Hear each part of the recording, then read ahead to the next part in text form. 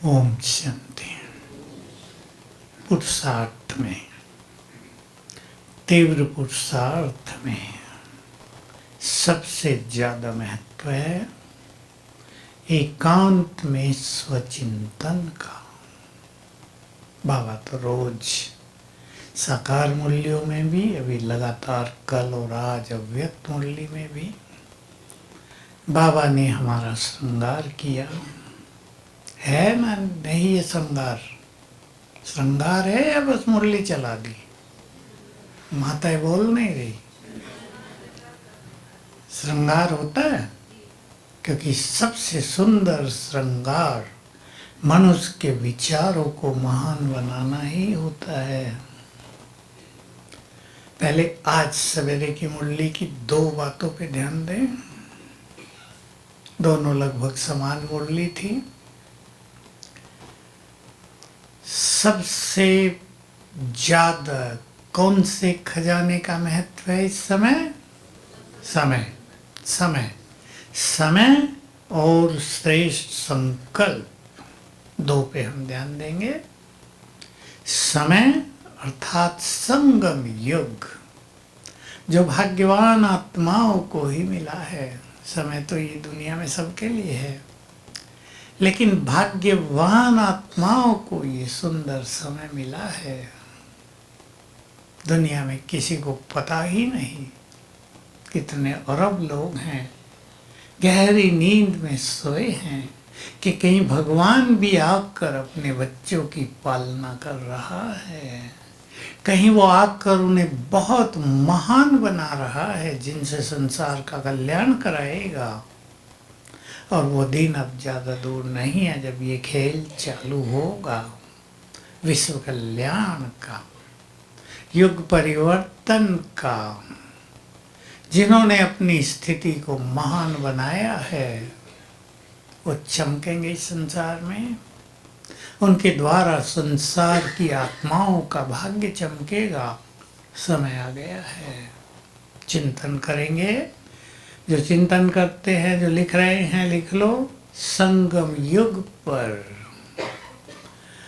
हम बाबा से क्या क्या प्राप्त कर सकते हैं, लिस्ट बनाना एक।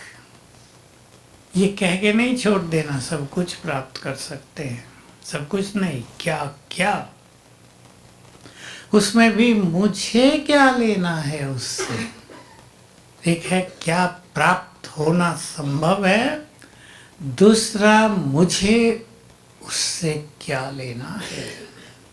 मैं कुछ बातें सुना देता हूँ जो बहुत कम लोगों के ख्यालों में है। आप सबके ख्यालों में उतर जाए वो। संगम युग पर हमें दिव्य बुद्धि का वरदान मिल रहा है। जो अपनी बुद्धि को यहाँ श्रेष्ठ बनाएंगे, ईश्वरीय बुद्धि बनाएंगे, पारस बुद्धि, गोल्डन बुद्धि बनाएंगे, सोच लो, जन्म जन्म वो बुद्धिमान रहेंगे।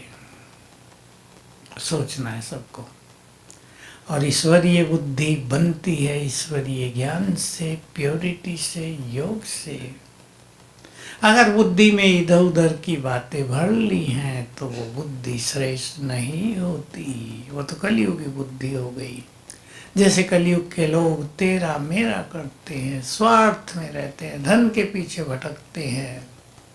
जहाँ तहाँ माताएं आती हैं, दो बच्चे, पति चला गया मेरा, बच्चे लड़ रहे हैं संपत्ति के लिए। मैं बहुत समझा रही हूँ, भाई आधा आधा बांट लो। नहीं, मुझे ज़्यादा चाहिए, मुझे ज़्यादा चाहिए।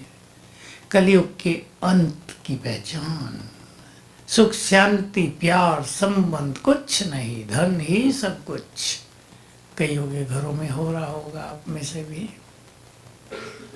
बुद्धि को दिव्य बनाना है। सोच लो, मुझे बनाना है या नहीं, ये खुद सोचेंगे। दूसरा भाग्य, वो भाग्य ही है। ऐसा सुंदर भाग्य बना ले जो कल भी बाबा ने और आज भी तीन रूप से कहा। पुरुषार्थ से प्रारंभ, दूसरा बोलो संतुष्टता से, दुआओं से संतुष्ट करना और रहना। तीसरा,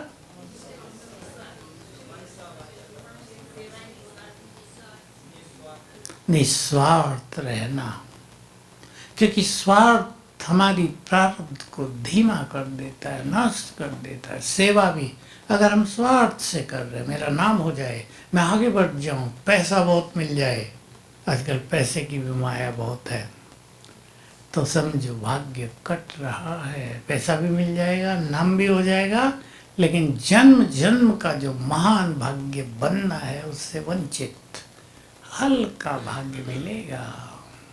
ध्यान देंगे, मुझे बाबा से क्या क्या लेना है। तीसरी बात, मैं ऐसी संतुष्ट आत्मा बन जाऊं जो जन्म जन्म संतुष्ट रहूं। देखो, परिवारों में धन चाहता है, मैं ज्ञान धन से अपने को इतना भरपूर कर दूं। आप कहेंगे हमारे पास तो सबके ज्ञान धन है, इससे काम नहीं चलता। ज्ञान का चिंतन, ज्ञान की रौनक चेहरे पर, ये ज्ञानी है, वो रौनक हो जाए चेहरे पे, दिखाई दे जीवन में, ये ज्ञानी आत्माएं हैं। जिसके पास ज्ञान धन बहुत होगा, जन्म जन्म स्थूल धन के भंडारे भरपूर रहेंगे। कल भी बाबा ने याद प्यार नमस्ते करते हुए रिचेस्ट कहा। रिचेस्ट माना, बोलो माताएं, सबसे अधिक धनवान। भारत ही धनवान था, भारतवासी धनवान थे। जब हम देवी देवता थे, बाबा ने क्या कहा उस दिन, मुंबई की बात की, पैसा माना जाता है, लेकिन सतयुग की भेंट में एक पत्थर जितना भी नहीं है। कितने अच्छे बोलते, बहुत थोड़ा है, ये तो कागज हैं, वहाँ तो हीरे रतन धन सोना सब कुछ अथाह होगा। इतना होगा कि इच्छा ही नहीं होगी धन की। साड़ियों में भी हीरे जड़े होंगे, सोने की जड़त होगी।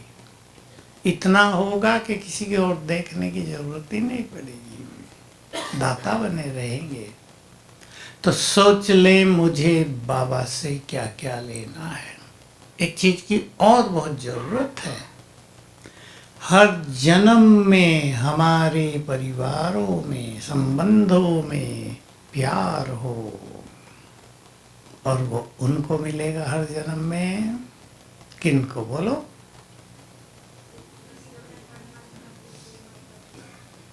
बोलो नहीं, श्रीमत की बात नहीं। श्रीमत कौन सी? जो यहाँ अपने साथियों को प्यार देंगे। एक बात, अगर साथियों से ही लड़ाई रखते हैं तो लड़ाई करते रहेंगे हर जन्म। दूसरा, जो परमात्मा प्रेम में मग्न होंगे, उन्हें हर जन्म में संबंधों का प्यार मिलेगा। ये सब भगवान के माँ बाप के। मैंने कई बार सुना है यहाँ क्लास में, जिन देवियों ने अपनी साथी बहनों को प्यार नहीं दिया, उनके मंदिरों में कोई दीपक जलाने वाला भी नहीं होता। आप देख सकते हैं बहुत मंदिरों में रोज दीपक, कईयों में सारा दिन दीपक, कईयों में हफ्ते में एक दिन पूजा पाठ और दीपक, कईयों में साल में एक बार सोने पड़े रहते हैं, पुजारी नहीं होते। तो हम सभी क्या प्राप्त करना चाहते हैं, चिंतन करना। हर कदम में सफलता, ये हमें अभी नहीं चाहिए, 5000 साल चाहिए। हर जन्म में, हर कर्म में, हर पल सफलता, वो अगर लेनी है तो यहाँ सब खजानों को सफल करेंगे, यही सफलता का स्वरूप दिखाई देगा। हर जन्म में शांति रहेगी अगर यहाँ शांति की शक्ति से स्वयं को भरपूर करेंगे। तो महान विचारों से अपने संकल्पों को भरना है। आज योग का समय भी है, हम बीच बीच में योग भी करते हैं। चलें संसार को, प्रकृति को, रेड लाइट से कर, संसार को, प्रकृति को पवित्रता का दान देंगे 5 मिनट। मैं पवित्रता का फरिश्ता।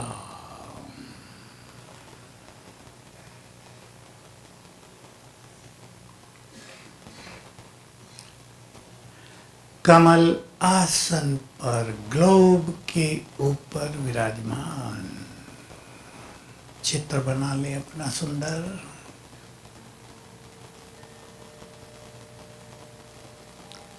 मैं इस संपूर्ण प्रकृति का मालिक।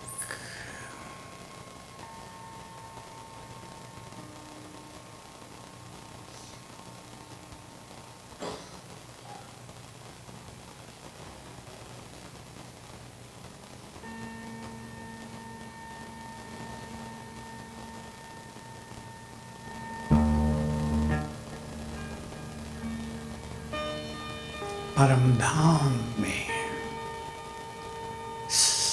पवित्रता के सागर से बाबा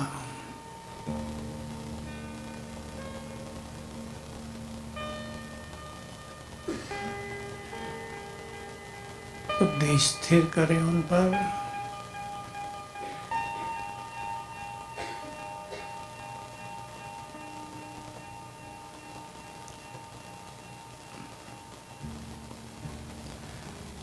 उनकी पवित्र गोल्डन किरणें मुझ पर पड़ रही हैं, मुझ में समा रही हैं।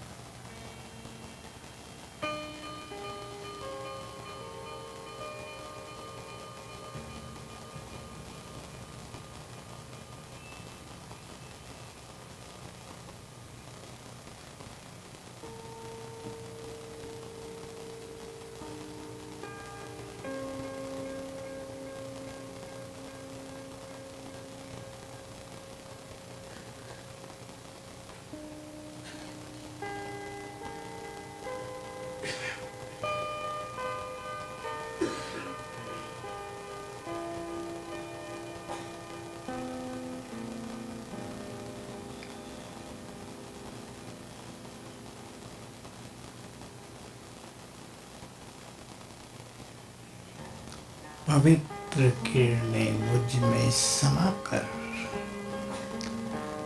चारों ओर फैल रही हैं। आत्मा से भी चारों ओर, मेरे अंग अंग से भी। प्रकृति के 5 तत्व इन्हें ग्रहण कर रहे हैं।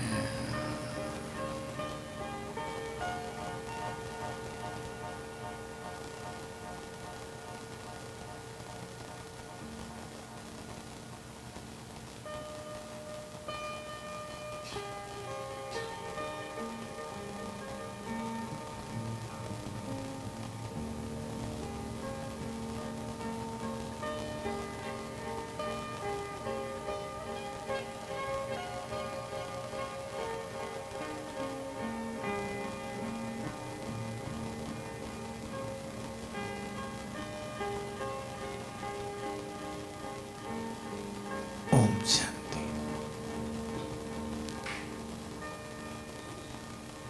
अपने विचारों को बहुत महान बनाना है। देखो, महान विचार किन्हें कहते हैं? कोई हमारे लिए बुरा बोलता है, मनुष्य उसके लिए क्या सोचेगा? बड़ा खराब आदमी है, सदा मेरे पीछे पड़ा रहता है, पता नहीं इसको मेरी उन्नति पसंद ही नहीं है, बहुत ईर्ष्या करता है मुझसे। ये छोटे विचार। महान विचार, वो व्यक्ति मुझे बोलता है, मान लो यही है कि वो मेरे पीछे पड़ा हुआ है, तो मैं इतना तेज दौड़ूं कि वो भी तेज दौड़ने लगे, पिछले वाला भी तो तेज दौड़ेगा ना। मैं इतना आगे बढ़ जाऊं कि संसार मुझसे ईर्ष्या करे। महान विचार किसी बहुत बड़े चिंतक ने कहा हुआ, जब लोग तुम्हारी कॉपी करने लगे, जब लोग तुमसे ईर्ष्या करने लगे, समझ लो तुम बहुत आगे बढ़ रहे हो। ये है महान विचार। व्यवहार में लोग इसी बात से परेशान ज़्यादा होते हैं, घरों में भी, सेवाओं में भी। फलाना व्यक्ति मुझे आगे नहीं बढ़ने देता, मुझे चांस ही नहीं देता। दूसरों को देता है, जो योग्य नहीं है उनको भी देता है, मुझे नहीं देता। प्रैक्टिकल बात है कई जगह, बिल्कुल प्रैक्टिकल सत्य। लेकिन इससे अपनी स्थिति को बिगाड़ लेना उचित है? बिल्कुल नहीं। स्थिति को इतना महान बना दो कि संसार हमारे पीछे पीछे चले। कोई हमें चांस क्यों दे, चांस, अवसर हमारे पीछे पीछे चलने लगे। यह है महान विचार। सब चिंतन करेंगे। घरों में भी कोई ना कोई किसी न किसी से नाराज रहेगा, पीछे पड़ा रहेगा।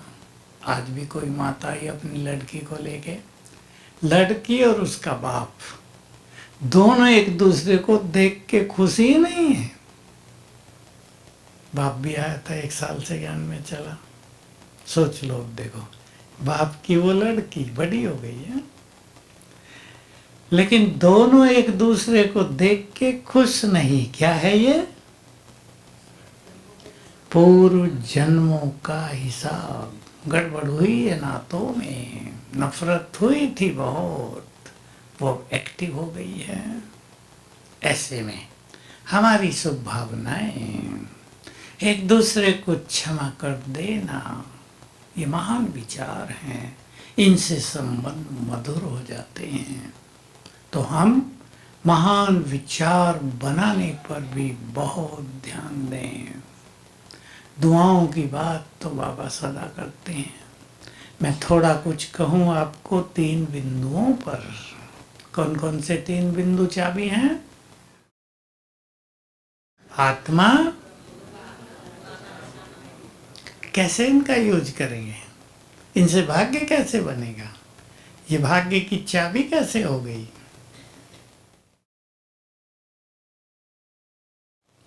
बोलो और सोचो। बोलो भाई, मैं भी पूछ लेता हूँ बाबा की तरह पहली लाइन वाले।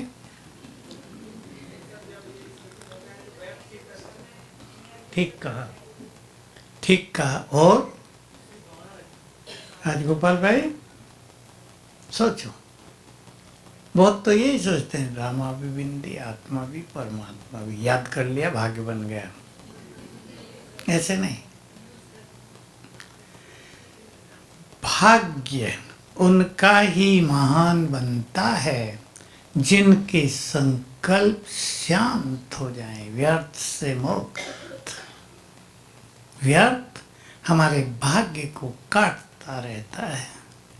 मैं सूक्ष्म बात ये सुनाई है, यहाँ फिर सुने। 74 की मुरली में एक ही लाइन आई थी, मैंने नोट कर ली थी, लेकिन उसका अर्थ समझ में नहीं आया था। संकल्प की एनर्जी ही भाग्य की एनर्जी है। जितनी जिसके पास संकल्पों की एनर्जी आ गई, व्यर्थ समाप्त हो गया, चित्त शांत हो गया। सबसे ज्यादा संकल्पों की एनर्जी उसके पास है जिसका मन शांत हो जाए और शांत होकर महान विचारों में चला जाए, शांत होकर बाबा से जुड़ा रहे। उसका ही भाग्य सर्वश्रेष्ठ बनता है। तो ये तीनों बिंदी आत्मा, कहने की बात नहीं, हम आत्मिक स्वरूप का अभ्यास करेंगे, अपने को देखेंगे। बिंदी चमकती ज्योति, बिंदी माना ये नहीं बिंदी लगा दी, किरणें फैलती हैं आत्मा से, तेज फैलता है, लाइट फैलती है, प्योरिटी फैलती है, शक्तियाँ फैलती हैं, बहुत तेजस्वी। ऐसा समझो इतनी दूर तक है आत्मा, बीच में बिंदु, उसका तेज, और बहुत अच्छी आत्माओं का दूर दूर तक, और उनसे भी अच्छी आत्माओं का सारे संसार तक फैलता है। तो हम आत्मिक स्वरूप में जितना स्थित होंगे, मन व्यर्थ से मुक्त होगा, चित्त शांत होगा। ये है प्रारब्ध बनाने का तरीका। बाबा बिंदु स्वरूप, उससे जितने जुड़ेंगे उसकी एनर्जी प्राप्त होगी, शांति, शक्तियाँ, पवित्रता, सुख। ये हमारे भाग्य को श्रेष्ठ बनाएगा।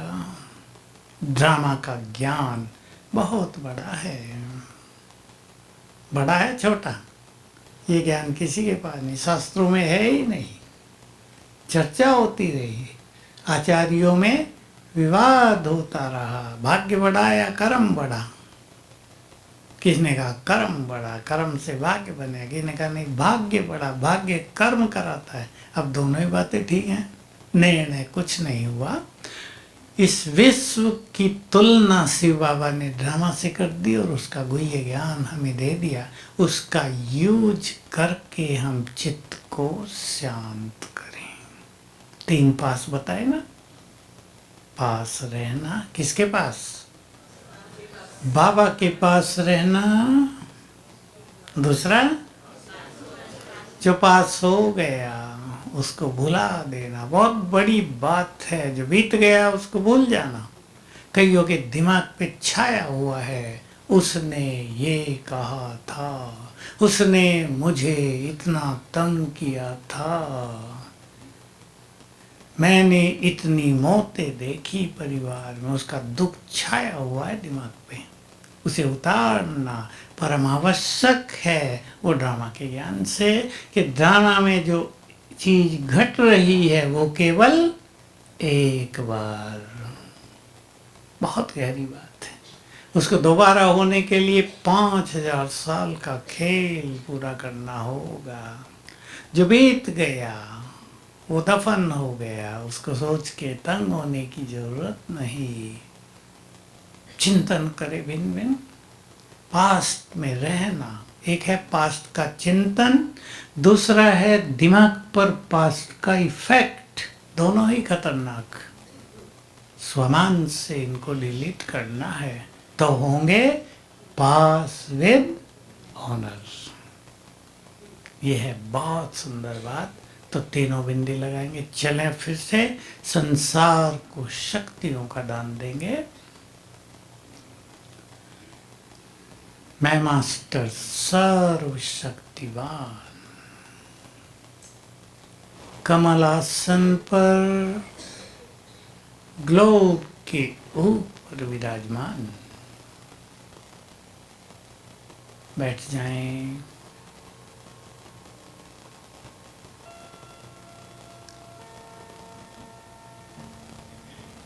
मैं विश्व कल्याणकारी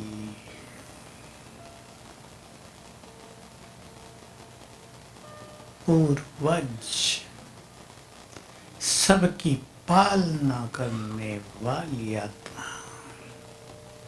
बाबा का महावाक्य याद कर लें, जैसे मैंने शक्तियों से तुम्हारी पालना की, वैसे ही तुम भी शक्तियों से दूसरों की पालना करो।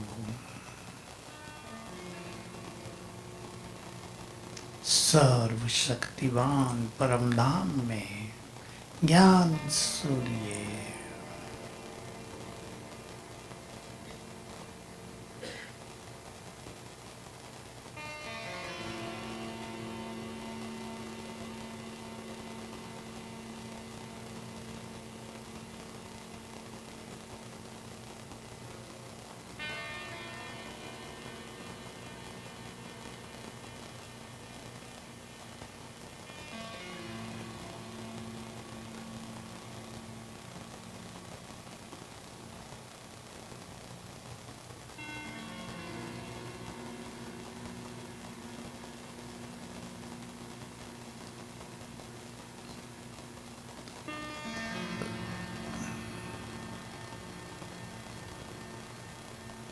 उनकी शक्तियों की लाल किरणें मुझ पर पड़ रही हैं।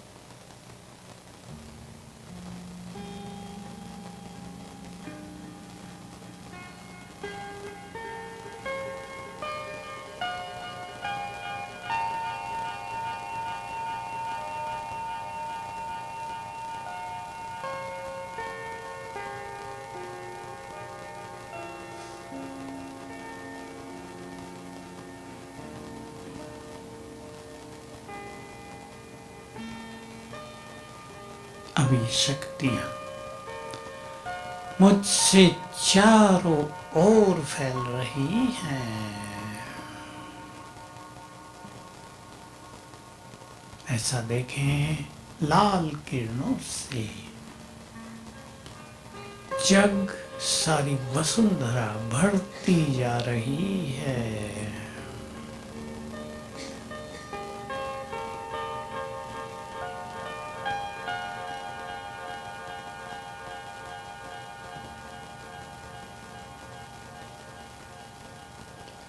सभी निर्बल आत्माओं को बल मिल रहा है।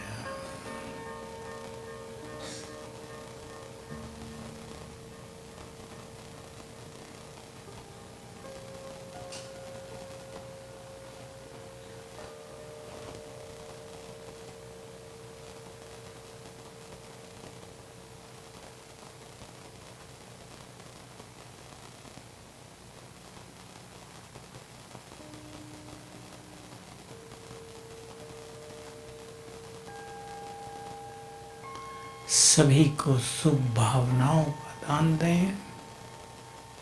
सबका कल्याण हो।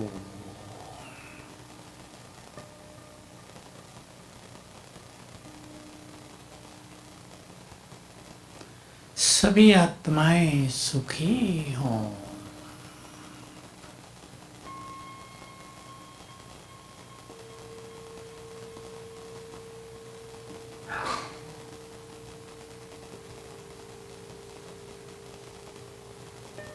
सभी निर्भय हों।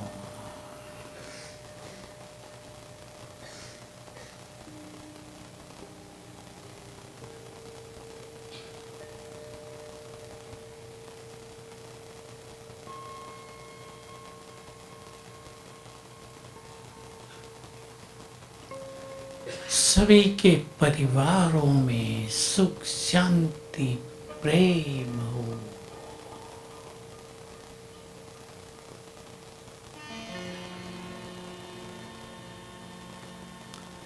बाबा से शक्तियां मुझे मिल रही हैं, मुझसे संसार में फैल रही हैं।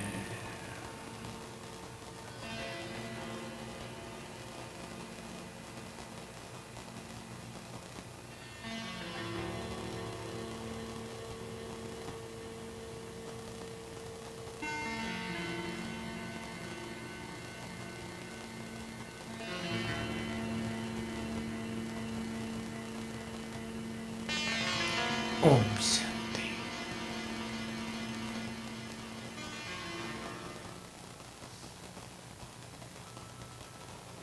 और किसको क्या अच्छा लगा मुरली में नायक?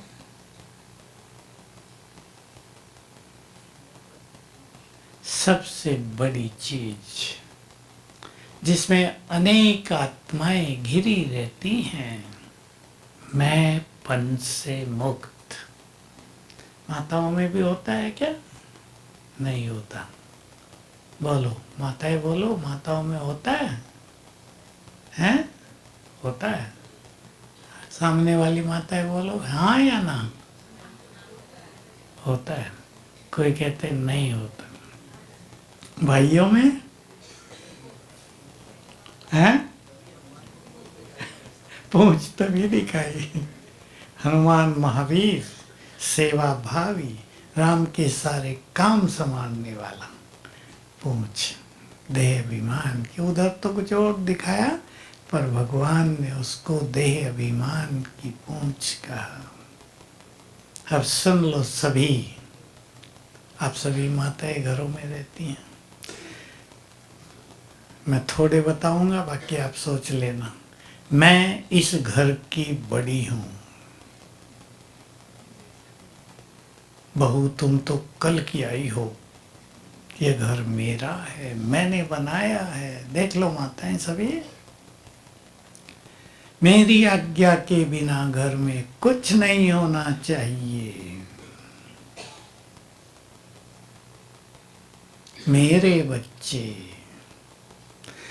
मैं ही जिम्मेदार हूं। अब चिंताएं, मुझे इनकी शादी करनी है, पड़ोसी की शादी में बहुत पैसा लगा, मुझे उससे ज्यादा लगाना है। कंपटीशन चलता है ना शादियों का, उसको इतना दहेज आया, मुझे कम आया।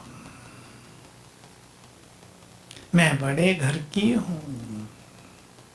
एक माता को हमने देखा, उसका भाई कमिश्नर था, कमिश्नर निरहंकारी, और इस माता को बहुत अहंकार। वो जो कमिश्नर तक बनते बनते लोग निरहंकारी हो जाते हैं। आईएएस जो करते हैं ना, जब पहले होते हैं उनको थोड़ा नशा ज़्यादा होता है, जब जीवन की और जिम्मेदारियों की उथल पुथल देखते हैं, बेचारों का सारा अहम चला जाता है।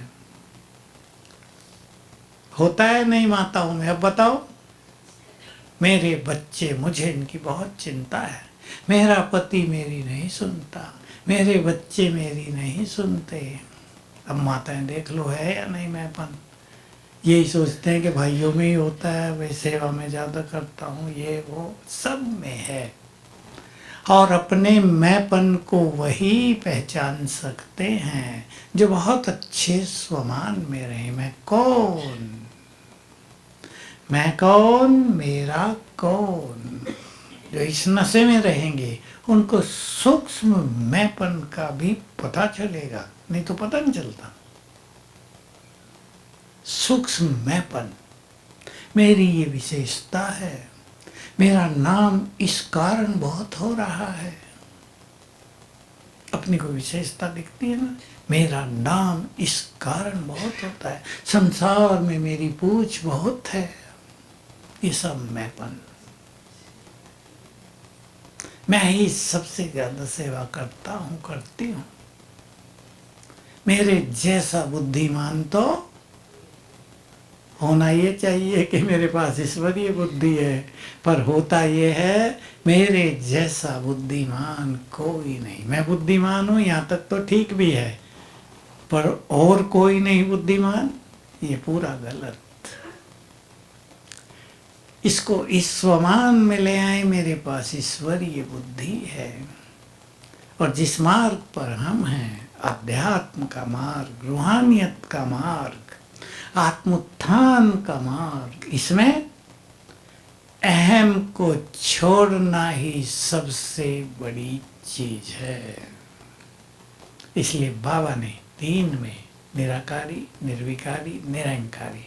लोग पूछते हैं कि निर्विकारी में तो निरंकारी आ गया ना, लेकिन ये मैंपन सूक्ष्म, अहंकार का बहुत सूक्ष्म स्वरूप, इस पे जिसका ध्यान है उनकी बुद्धि डिवाइन,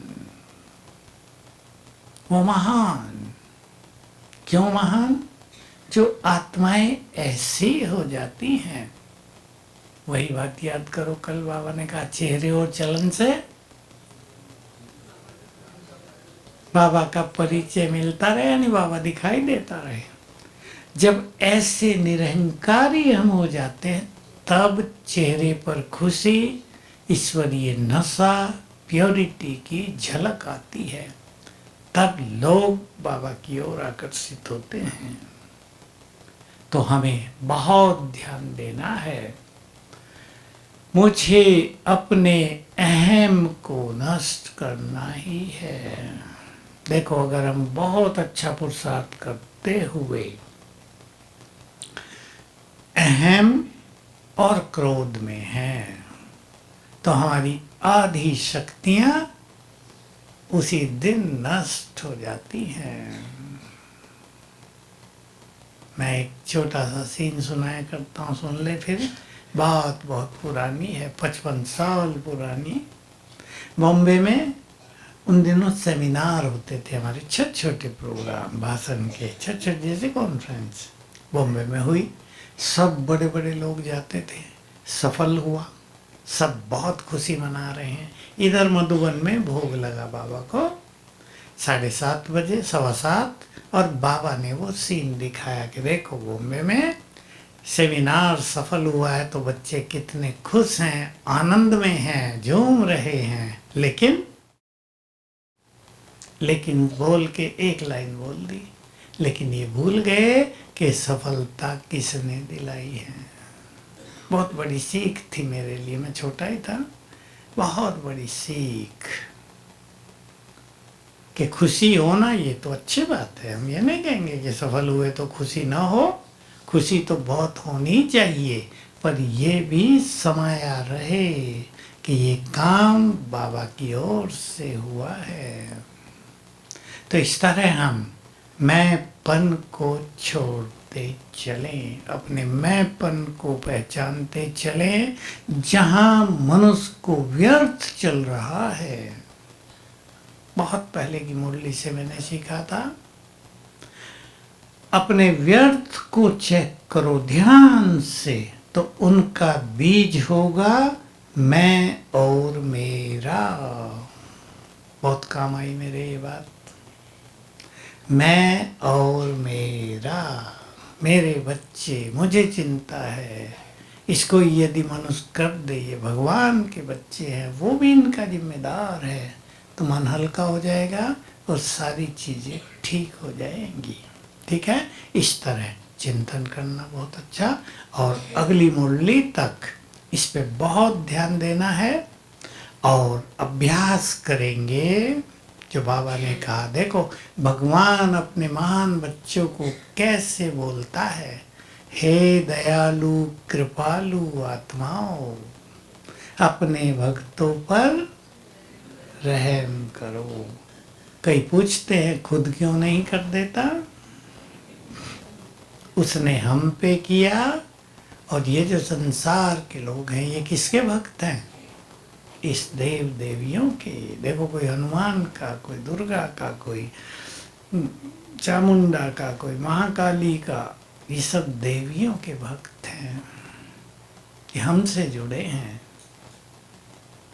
तो हमारी रहम माना वाइब्रेशंस उनको दुखों से मुक्त करेंगे। चलो अब यही काम करेंगे।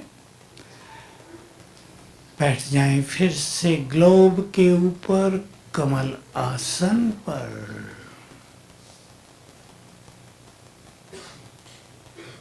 ये चित्र सुंदर बनाया करें।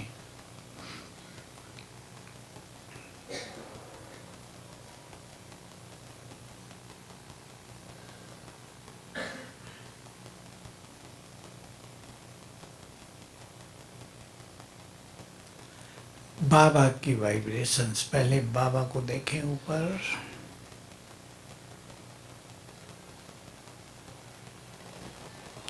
उनके वाइब्रेशंस मुझ में समाकर दुखी अशांत आत्माओं को जा रहे हैं, उनको दुखों से मुक्त कर रहे हैं।